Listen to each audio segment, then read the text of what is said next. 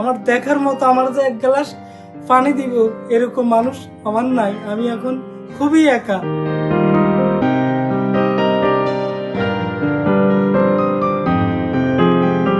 সরকারি আশ্রয় প্রকল্পের ছোট্ট একটি ঘর। ঘরের কোণে শুয়ে আছেন নূর মোহাম্মদ। পাশে নেই আপন কেউ। কখনো প্রতিবেশীরা খাবার এনে দেয়, আবার কখনো না খেয়ে কাটে পুরো দিন। চোখে শুধুই বেঁচে থাকার আকুতি। চট্টগ্রামের মিরসরাইয়ে নিঃসঙ্গ জীবন কাটছে শারীরিক প্রতিবন্ধী নূর মোহাম্মদের। একসময় স্ত্রী সন্তান নিয়ে সুখের সংসার ছিল তার। আজ তিনি অসহায়, বিছানাবন্দী। চিকিৎসার অভাবে ধীরে ধীরে মৃত্যুর দিকে এগিয়ে যাচ্ছেন তিনি। বারোইয়ারহাটের জামালপুর এলাকায় স্ত্রী সন্তান নিয়ে ভালোই কাটছিল নূর মোহাম্মদের জীবন।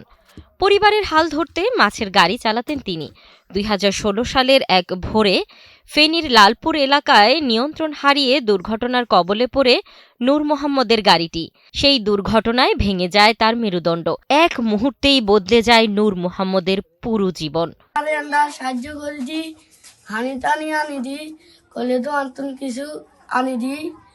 তা না মাথার তার বুলেটে ইয়া রঙা চিকিৎসার ইয়া লাগবে, ইয়ে কিছু সাহায্য সমাধান করেছেন আপনারা। প্রকল্পের বাসিন্দা উনি সরকারি আবাসনগুলোর যে ঘরগুলো আছে ওগুলোর মধ্যে থাকে। উনি অ্যাক্সিডেন্ট করার পর ওনার মেরুদণ্ড আর হচ্ছে যে ওনার পা সম্পূর্ণ একদম অবশ হয়ে গেছে। আবার ওনার মেরুদণ্ডের ভিতরে যে আড্ডিগুলো আছে ওগুলো একদম পুরো ফাঁক হয়ে গেছে। তো ওই কারণে উনি বিয়ে করছিল, কিন্তু বিয়ে করার পর এই যে অ্যাক্সিডেন্ট পর ওনার ওয়াইফও চলে গেছে। এখন উনি পুরাই একদম অচল।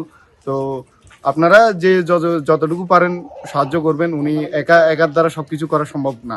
এক্সট্রিম মশার কয়েল প্ল্যান্ট ফাইবার দিয়ে তৈরি। ডেঙ্গু, চিকুনগুনিয়া বাহি সহ যে কোনো মশার বিরুদ্ধে দেয় এক্সট্রিম সুরক্ষা।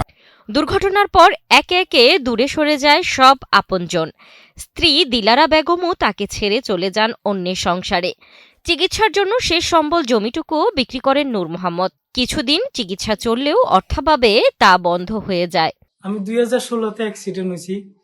আমার গাড়িটা আসিল আমার নিজের।